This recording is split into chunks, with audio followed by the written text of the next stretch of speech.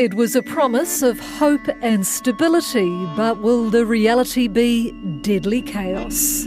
They are armed, they have guns, and at this time they will not hesitate to shoot people. And the ultimate fear in the minds of New Caledonians is the outbreak of a civil war like the one the country experienced in the 80s. This very real fear is rippling across the Pacific right now, in a corner of paradise so close to New Zealand. Imagine a place where the desire for independence has been simmering for decades, and the tension between a local population and a foreign power is about to reach a boiling point.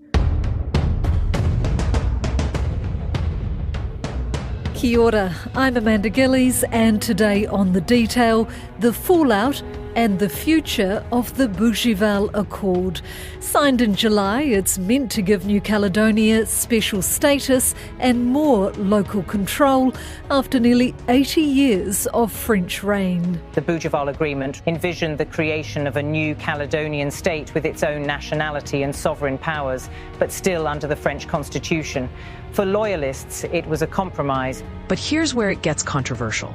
A key player in the region's politics has just announced its opposition to a deal with French officials, throwing the future of the territory into uncertainty. This all comes hot on the heels of violent unrest in New Caledonia only a year ago, which left 14 people dead and caused billions of dollars in damage. French President Emmanuel Macron has declared a state of emergency as unrest flares in New Caledonia. The territory has been hit by civil unrest, with at least 6 people dead. French forces advance into streets that have turned into fiery battlefields over a constitutional amendment that would give voting rights to French residents who've lived there for more than 10 years. Now there are serious fears of a repeat, with locals armed and ready. So today I am joined by Coralie Cochon, a French-born journalist living in Noumea, to get an insight into what is really going on. I started by asking her what exactly is the Bougival Accord. So the Bougival Accord is a political compromise that has been signed in July in the town of Bougival, near Paris, by all the New Caledonian political parties. And the aim is to provide a new status for New Caledonia with more autonomy. For example, it includes the creation of a state of New Caledonia within France. It's very important to add that. And a New Caledonian nationality linked to a French nationality. So, it all sounds good. What's the problem? A lot of problem. A few days after signing this accord, some of the partners, the pro-independence partners, rejected the compromise. Why? Well, we'll get to that in a moment. But first, a quick history lesson for some context.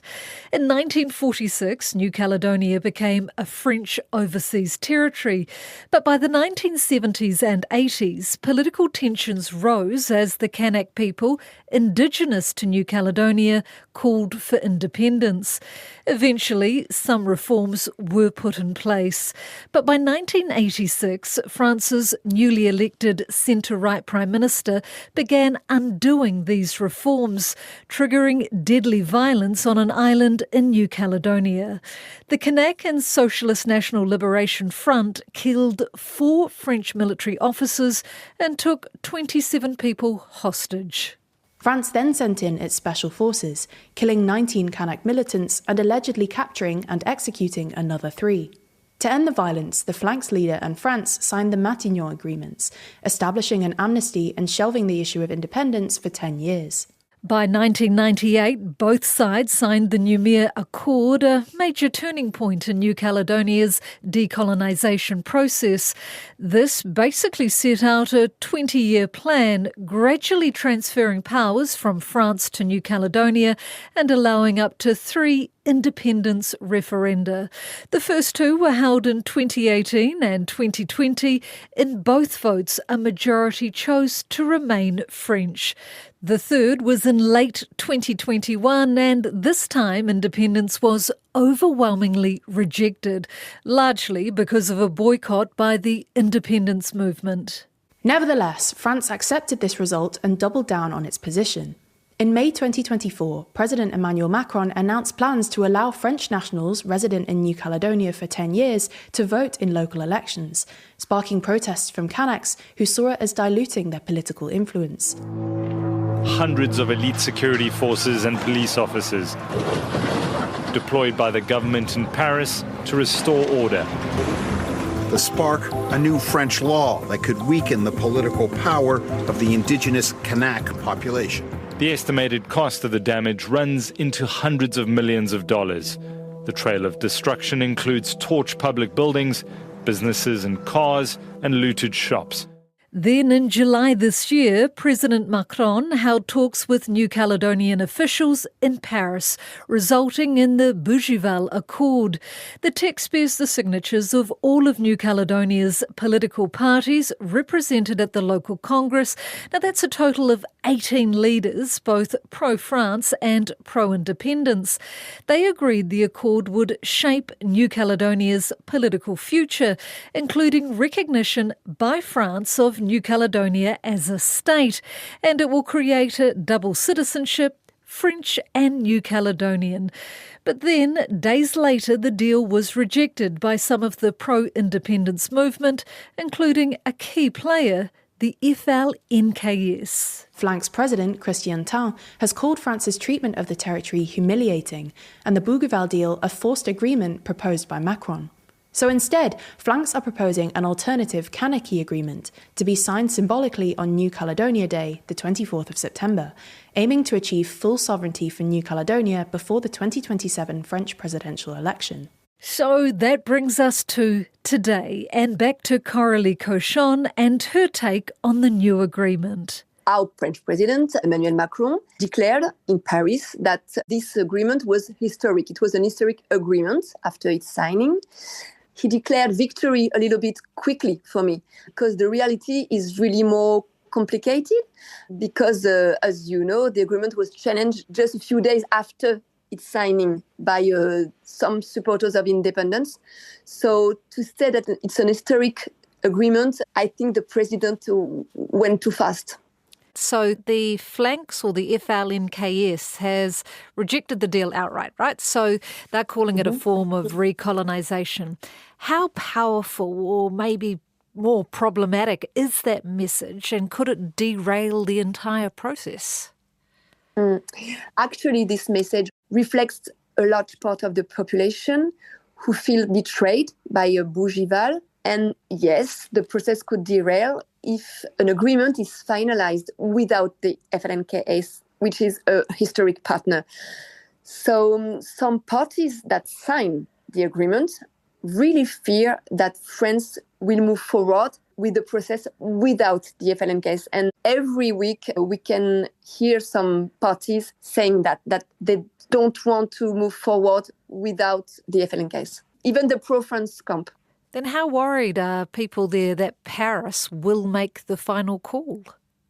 Actually, people are beginning to fear the approach of September 24. It's the date when France took possession of New Caledonia. They fear new riots. Some are stocking up on supplies. They go to supermarkets to buy stuff because they don't want to lack food like last year.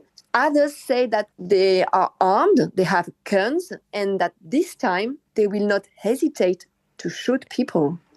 That's really frightening. And the ultimate fear in the minds of New Caledonians is the outbreak of a civil war like the one the country experienced in the 80s. Oh, wow. We are a country with a lot of arms. In each family we have arms. Not me, because I'm French, from France, but Caledonian people, in each family you have arms. And they're not scared to use them? No, New Caledonians are people of hunters, so they have arms to hunt, but in that case, the arms could be used for another purpose.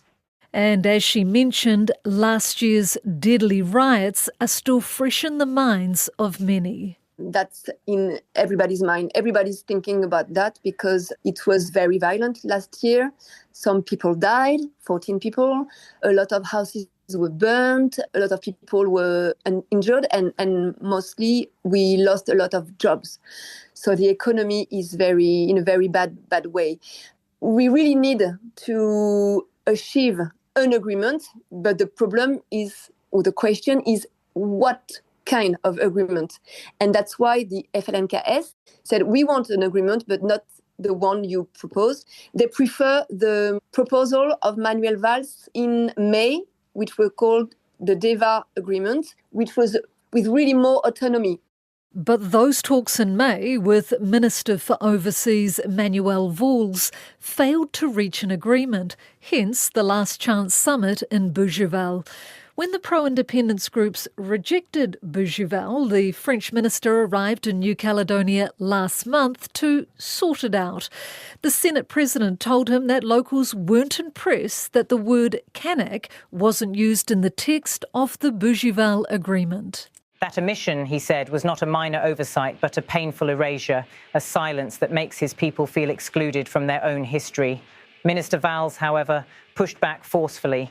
He argued that the agreement does in fact guarantee the full recognition of Kanak identity and rejected the notion that France would ever sign a deal that denies the indigenous people their place. Now, there are concerns this has sort of been called a halfway house, not full independence, not full integration. Is that sustainable, do you think? Another good question.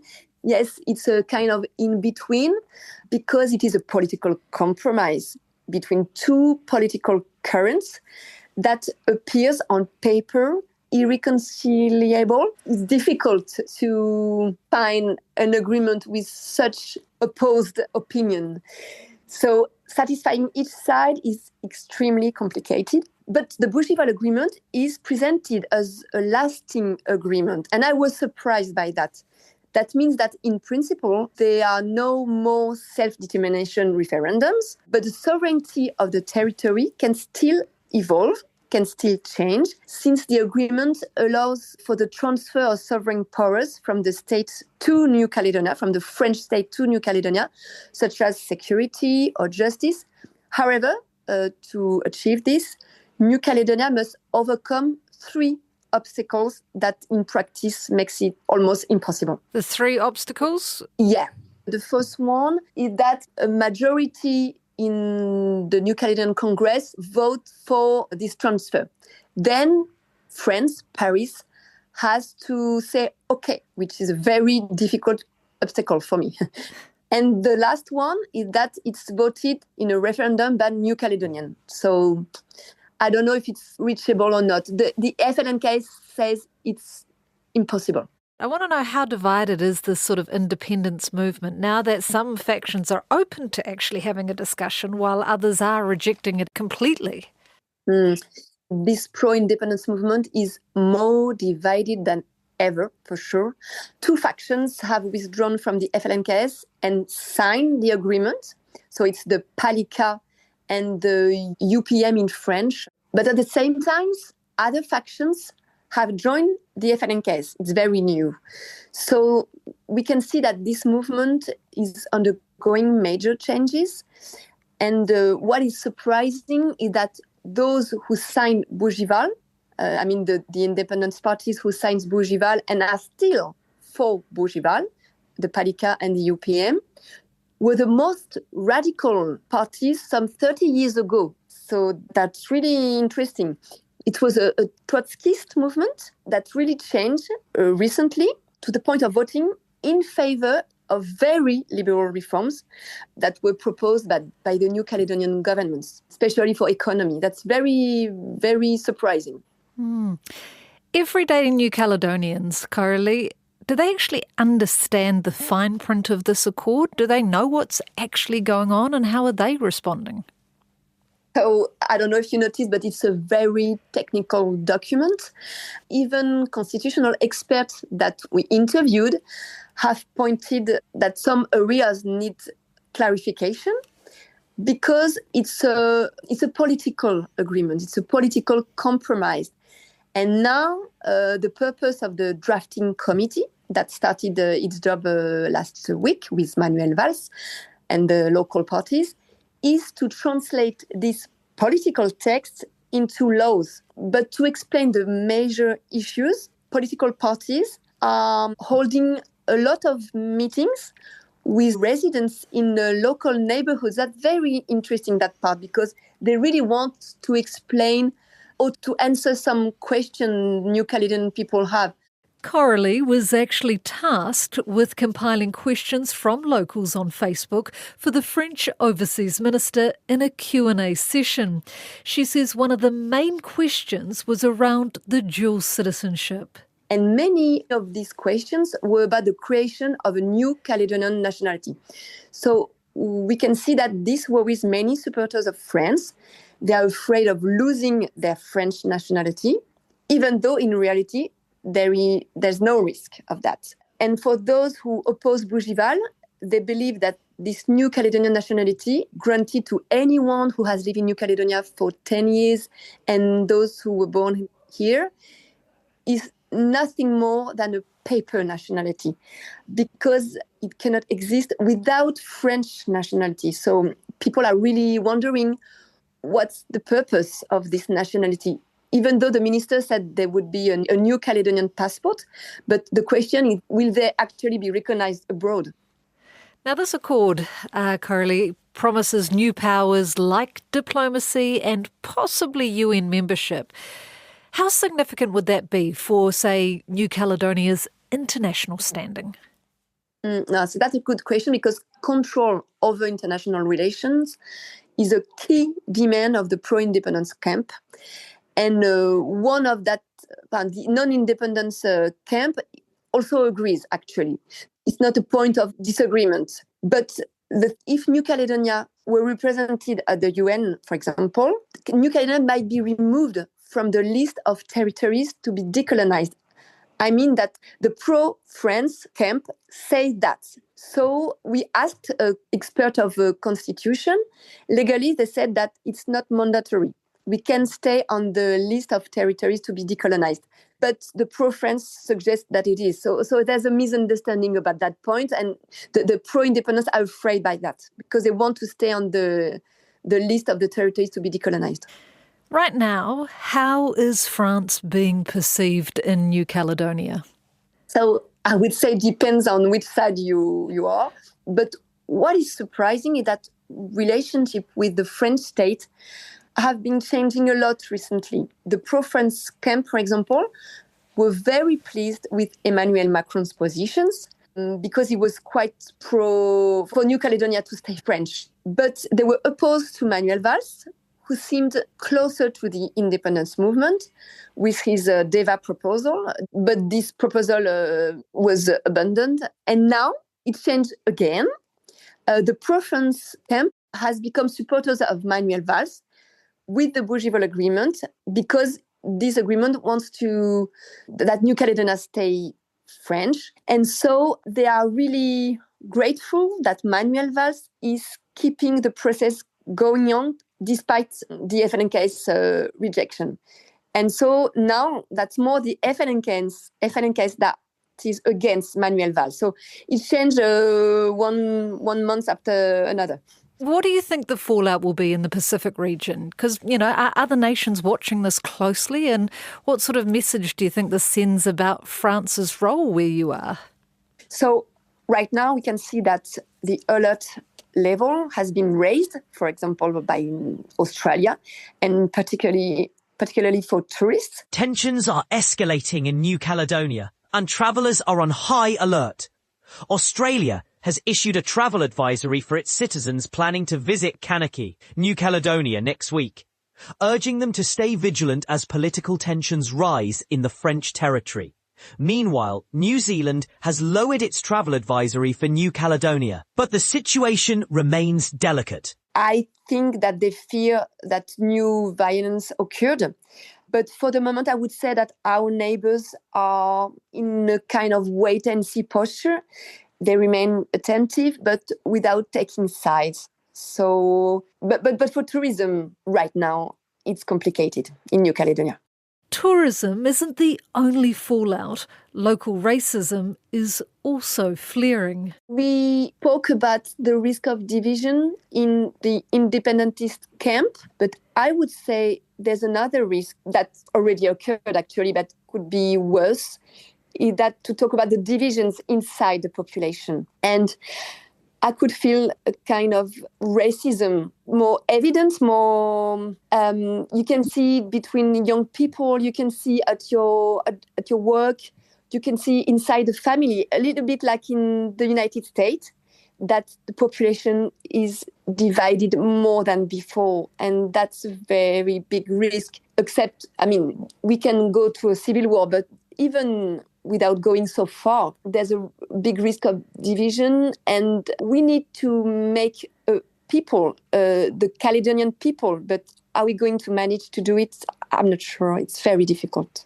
Just one last one before we go. Being a French woman there, have you ever felt scared from local people who don't like the fact that you are French? So being French can be an advantage in some points, because I'm in a kind of in-between, I don't vote, so I'm more like an observer. But at the same time, I live here. So, of course, I'm a human person. I have ideas. And so it depends on what you say. So sometimes they see the fact that you are French, from France, not local, as a good thing for them. And sometimes they can say that you don't have the right to express yourself because you are not local. So it was a very hard job for us who are not locals to find ourselves in this country. But I like that because it's very interesting to observe. I've never been afraid for my life, even though I live in a very dangerous neighborhood. Because during the riots, there were some people died in my area. So, but I don't fear, because my aim purpose was to be very close to the people who lived in the area. And we always managed to talk. They never rejected me. So that's the main important thing, I think. The Bougival Agreement will have to be enshrined into the French constitution by the Parliament, and then in February next year validated by a local referendum. That's it for today. The Detail is a newsroom production supported by RNZ and New Zealand On Air. Thank you to Coralie Cochon. This episode was produced by Gwen McClure and engineered by Mark Chesterman. I'm Amanda Gillies. Mā te wā.